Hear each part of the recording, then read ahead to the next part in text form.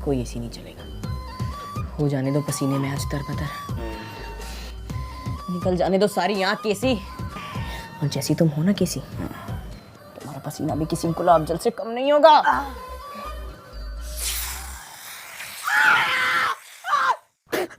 छी छी, इतना गंदा पसीना, कच्चा सुअर खाया था क्या? बढ़िया था भाई, समझ के बोल रहा हूँ यार, बुरा लगता है भाई, आप लोग भी जानते हो। मैंने आज तक किसी बहुत तकलीफ होती है जब आप योग्य हो और लोग आपकी योग्यता ना पहचाने।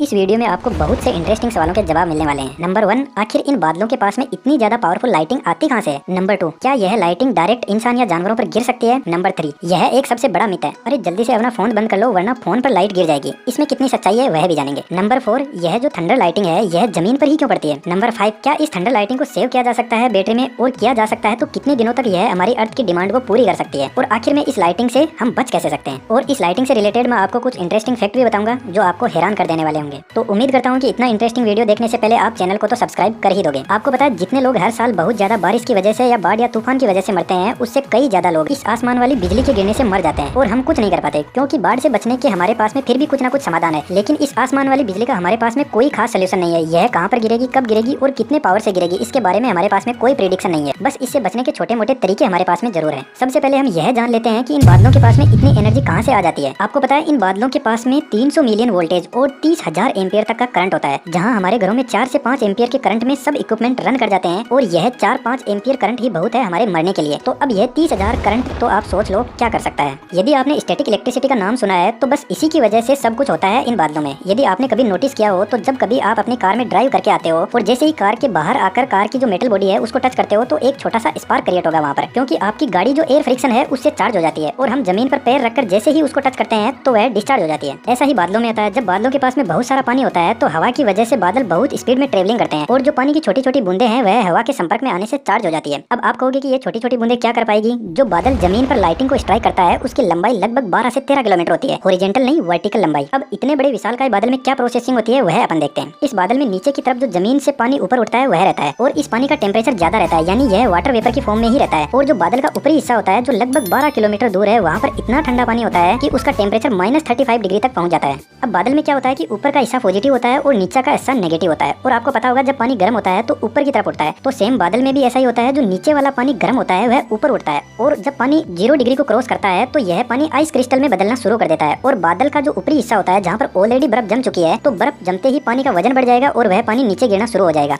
तो ऊपर से पॉजिटिव और नीचे से नेगेटिव बीच में आकर एक दूसरे से टकराते हैं, और यहाँ पर हल्की फुल्की लाइटिंग होती है जिसकी हमें ज्यादा आवाज सुनाई नहीं देती है, सिर्फ ऐसी लाइट ही दिखाई देती है। अब जब यह वाटर वेपर ऊपर की तरफ उठ रहे होते हैं तो बीच में यह और ज्यादा चार्ज हो जाते हैं, और इनके पास में ज्यादा से ज्यादा स्टैटिक इलेक्ट्रिसिटी आ जाती है। अब बादल का जो निचला हिस्सा होता है उसके पास में इतने ज्यादा नेगेटिव चार्ज इकट्ठा हो जाते हैं कि उसको बैलेंस करने के लिए वह इधर उधर भागता है। जैसा कि कुमार विश्वास जी ने कहा है कि धरती की बेचैनी को सिर्फ बादल ही समझ सकता है, तो यही असली बेचैनी होती है। हमारी जो अर्थ है उसके पास में पॉजिटिव चार्ज होता है, तो बादल का नेगेटिव और अर्थ का पॉजिटिव एक दूसरे को अट्रैक्ट करते हैं, लेकिन बीच में हवा आ जाती है। अब आपको पता है हवा इलेक्ट्रिसिटी का सबसे बेड कंडक्टर है। अब यह बेचैनी कैसे खत्म की जाए फिर? तो इस बादल के नीचे की तरफ इतना नेगेटिव चार्ज होता है कि यह अपने आसपास में बहुत बड़ा फील्ड जनरेट कर लेता है। अब फील्ड जनरेट करते करते यह बहुत नीचे की तरफ आ जाता है। अब नीचे आते आते रास्ते में यह इलेक्ट्रिसिटी यही देखती है कि जमीन में संपर्क में आने से पहले उसे कोई ऊपर ही ऐसा मिल जाए जो उसको जमीन के अंदर तक पहुंचा दे। तो यह कोई ऊंचाई पर पेड़ को देखती है, या फिर कोई मोबाइल टावर, या इसको कुछ ऐसा मिल जाए जो जमीन से थोड़ी ऊंचाई पर हो। तो जैसे इसको पेड़ मिल जाता है जो अच्छी खासी ऊंचाई पर है, तो यह पेड़ को पकड़ के डायरेक्ट ग्राउंड हो जाती है और जमीन में समा जाती है और पेड़ की बैंड बजा देती है। अब यह लाइट का फंडा तो समझ में आता है, पर यह इतनी आवाज क्यों करता है भाई? इसके पीछे रीजन यह है कि जो लाइटिंग होती है ना, इसका टेम्परेचर लगभग 30,000 डिग्री सेंटीग्रेड तक पहुंच जाता है, और इसके आसपास में जो भी हवा होती है वह इसके कंपैरिजन में बहुत ज्यादा ठंडी होती है। तो आपको पता ही है जब कोई गर्म चीज ठंडे के संपर्क में आती है तो वह बहुत ज्यादा आवाज करती है। तो यह जो लाइटिंग, जिसको शॉक वेव भी बोल सकते हैं, यह हवा के संपर्क में आती है तो हवाएं बहुत ज्यादा स्पीड में एक्सपेंड करती है, जिससे बहुत ज्यादा ह्यूज साउंड क्रिएट होती है। अब बात यह आती है कि यह इलेक्ट्रिसिटी जमीन पर जाकर ही क्यों शांत हो पाती है? ऐसा क्या है हमारी अर्थ में? तो यह अर्थ ही है जो कितना भी एक्स्ट्रा चार्ज होता है उसको एब्जॉर्ब कर लेती है, क्योंकि हमारी अर्थ के अंदर बहुत सारा मोल्टन मेटल भरा पड़ा है, और उस मेटल को चार्ज करना किसी के भी बस की बात नहीं है। तो जितना भी चार्ज होता है वह समेट लेता है। वैसे यह लाइटिंग डायरेक्ट किसी पर्सन पर नहीं गिरती है, क्योंकि हमारा जमीन से डायरेक्ट संपर्क तो होता है, लेकिन जमीन के अंदर हमारा कोई संपर्क नहीं रहता और यह लाइटिंग जमीन के अंदर जाना चाहती है। और यदि किसी इंसान के ऊपर यह लाइटिंग गिर गई तो उसके हाथ पैर फट जाएंगे, क्योंकि यह जो लाइटिंग है यह हाथ पैरों को फाड़ के जमीन के अंदर एंटर करेगी। लेकिन इंसान से ऊंचे पेड़ पौधे होते हैं तो यह उनको ही पहले हिट कर जाती है। ऐसा नहीं है कि यह डायरेक्ट इंसान पर नहीं गिरती है, इंसान पर भी गिर जाती है, लेकिन जब कोई खाली मैदान होता है, वहाँ पर जब कोई पेड़ पौधा ना होकर जब कोई इंसान ही होता है तो। लेकिन यह लाइटिंग जिस पेड़ पर गिरती है उसके आसपास में यह हाई करंट फैल जाता है जमीन के अंदर, जिसकी वजह से इसके संपर्क में कोई भी आता है वह खत्म हो जाता है। लेकिन यह हाई करंट बहुत ही कम टाइम के लिए अवेलेबल रहता है, सेकंड के भी बहुत से छोटे से हिस्से में। अब अपन यह जानते हैं कि यह जो लोग कहते हैं कि जब बारिश हो रही होती है या थंडर लाइटिंग होती है तो कहते हैं कि फोन बंद कर लो, किसी से कॉल पर बात नहीं करनी चाहिए, इसमें कितनी सच्चाई है? देखिए, इस बात में कोई ज्यादा सच्चाई नहीं है। ऐसा नहीं है कि आप कॉल पर बात करते हो और आपके ऊपर लाइटिंग गिर जाएगी, उसके पीछे थोड़ी और ही साइंस है जिसको हम समझते हैं। यदि आपके पास में एक स्मार्टफोन है तो आपके ऊपर बिजली नहीं गिर सकती, ना के बराबर चांस है। लेकिन यदि आप लेड लाइन यूज कर रहे हो तो आपके लिए खतरा हो सकता है। मान लो यदि किसी टावर पर बिजली गिरती है जिससे वह लेड लाइन जुड़ा हुआ है तो उस लेड लाइन के वायर के थ्रू आपके पास में हाई करंट पहुंच सकता है। लेकिन इसके भी बहुत कम चांस है, क्योंकि मोबाइल टावर के ऊपर एक कॉपर की रोड लगी रहती है जो इस थंडर लाइटिंग को जल्दी से जमीन के अंदर भेज देती है। लेकिन यदि आप एक स्मार्टफोन यूज कर रहे हो जो वायरलेस है, उस केस में आप पर बिजली गिरने के कोई भी चांस नहीं है। जो मोबाइल टावर होता है उसके सिग्नल हमारे चारों तरफ फैले रहते हैं और जो आसमान वाली बिजली होती है वह भी अपना फील्ड जनरेट करती है आसपास में। लेकिन यह जो मोबाइल टावर का फील्ड होता है यह इस थंडर लाइटिंग के सामने इसकी फ्रीक्वेंसी बहुत कम होती है। इसकी इतनी फ्रीक्वेंसी नहीं होती है कि यह इस लाइटिंग को अट्रैक्ट कर पाए। और दूसरा इसका रीजन यह भी है कि यदि मोबाइल टावर पर लाइटिंग गिरती है तो उससे हमारे पर कोई फर्क नहीं पड़ता है, क्योंकि हमारे और टावर के बीच में कोई वायर से कनेक्शन नहीं है। जो भी कनेक्शन है वह वायरलेस है, तो हमसे कोई संपर्क इस लाइटिंग का नहीं हो पाएगा। ज्यादा से ज्यादा आपका कॉल डिस्कनेक्ट हो सकता है और उसके भी ना के बराबर चांस है। और यदि आपके पास में कोई भी चीज का स्ट्रॉन्ग मैग्नेटिक फील्ड है तो आपको मोबाइल फोन की भी जरूरत नहीं है, उसके बिना ही आपके ऊपर बिजली गिर सकती है, क्योंकि स्ट्रॉन्ग मैग्नेटिक फील्ड जो होता है वह इस थंडर लाइटिंग को अपनी तरफ अट्रैक्ट करता है। अब बात करते हैं क्या इस थंडर लाइटिंग को सेव किया जा सकता है। देखिए, यह जो लाइटिंग होती है इसके पास में बहुत ज्यादा ही एनर्जी होती है, 1 बिलियन जूल एनर्जी इसके पास में होती है। जब यह एक बार स्ट्राइक करती है तब यदि इसको किलोवाट आवर में चेंज करें तो लगभग 300 किलोवाट आवर की पावर इसमें होती है, यानी 3 लाख बिजली की यूनिट जितनी पावर यह जनरेट करती है एक बार में। और पूरी धरती पर एक साल में यह लाइटिंग लगभग 30 लाख बार स्ट्राइक करती है। तो इतनी ज्यादा पावर को यदि हम सेव कर पाए तो हमें हमारी धरती पर इलेक्ट्रिसिटी जनरेट करने की जरूरत ही नहीं है, बहुत ज्यादा इलेक्ट्रिसिटी हमारे पास में एक्स्ट्रा बच जाएगी। लेकिन यह जो थंडर लाइटिंग है यह 1 सेकंड के बहुत से छोटे से हिस्से में स्ट्राइक कर जाती है जमीन पर, क्योंकि यह तो लाइट की स्पीड से ट्रेवल करती है और आपको पता है लाइट की स्पीड सबसे ज्यादा होती है। तो इतने कम टाइम में इसको सेव कर पाना पॉसिबल नहीं है, क्योंकि हमारी धरती पर ऐसा कोई भी इक्विपमेंट नहीं है जो इतनी ज्यादा पावर को इतने कम टाइम में स्टोर कर सके। अब आपके लिए एक क्वेश्चन है, यह जो आसमान वाली बिजली होती है यह एसी होती है या डीसी या कुछ और, कमेंट्स में जरूर बताना। अब अपन बात करते हैं इस लाइटिंग के कुछ इंटरेस्टिंग फैक्ट के बारे में। आपको पता है यह इलेक्ट्रिसिटी यदि किसी पेड़ पर गिर जाती है तो उसके आसपास में जो कोई भी पेड़ पौधे होते हैं उनकी ग्रोथ फिर बहुत जल्दी होती है। और क्यों होती है उसके लिए गूगल पर सर्च कर लेना, क्योंकि वीडियो थोड़ा ज्यादा लेंथी हो जाएगा। फिर यदि यह लाइटिंग किसी बीज पर गिरती है तो यह बीज की मिट्टी के साथ में रिएक्शन करके कांच के गिलास जैसा कुछ बनाती है, जिसको आप यहाँ पर देख सकते हो। और आपको पता है यह मार्केट में बहुत ज्यादा महंगा होता है और इसका नाम है फल्गुराइट। तो यदि आप कभी किसी बीच पर हो और वहाँ पर गिर जाए लाइटिंग तो इसको लेकर खिसक लेना, सोने के भाव की तरह बिकता है यह भी। यदि यह लाइटिंग उड़ते हुए एयरप्लेन पर गिर जाती है तो उसके अंदर बैठे लोग एकदम सेफ रहेंगे, उनको कुछ भी नहीं होगा, क्योंकि एयरप्लेन की जो बाहर की सरफेस होती है वह इस लाइटिंग को एयरप्लेन पर स्ट्राइक करने के बाद में जमीन पर पास कर देती है और एयरप्लेन आराम से आगे बढ़ता रहता है। अब बात कर लेते हैं कि हम इस लाइटिंग से बच कैसे सकते हैं। देखिए, यह बात तो सच है कि यह लाइट कहाँ पर गिरेगी इसकी हमारे पास में कोई प्रेडिक्शन नहीं है, बस हम अंदाजा लगा सकते हैं और उन चीजों से हम दूर हो सकते हैं। यदि जब भी बारिश होती है और लाइटिंग होती है तो सबसे पहले तो आप पेड़ के पास में ना खड़े रहें और पेड़ से कम 150 मीटर की दूरी बनाकर ही खड़े रहें, क्योंकि यह पेड़ के थ्रू जब अंदर जाती है लाइटिंग तो यह आसपास के एरिया में बहुत ज्यादा हाई करंट पैदा कर देती है और ज्यादातर लोग इसी वजह से मर जाते हैं। डायरेक्ट लाइटिंग तो बहुत ही कम लोगों को हिट कर पाती है। पता नहीं, कुछ लोगों को भगवान का वरदान होता है, उनको लाइटिंग हिट भी कर जाती है तो भी उनका कुछ नहीं होता। पर ध्यान रखना, पूरी धरती पर 700-800 करोड़ की जनसंख्या में से सिर्फ 1-2 इंसान ही है ऐसे,